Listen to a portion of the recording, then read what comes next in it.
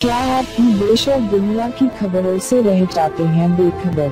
तो सब्सक्राइब कर लीजिए हमारे HT न्यूज चैनल को और बेल आइकॉन को दबाना मत भूलिएगा। Now I am Hema, an animal activist and a social worker from Old City. Today I have come across a horrifying act of animal cruelty. Some people have chopped off the heads of 5 puppies, and this act is such a cruel act.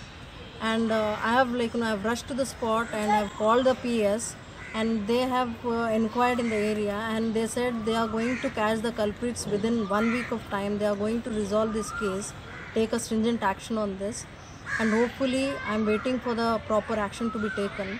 And the second thing is, such kind of human psychology is quite dangerous to the human society. So these culprits have to be caught very soon.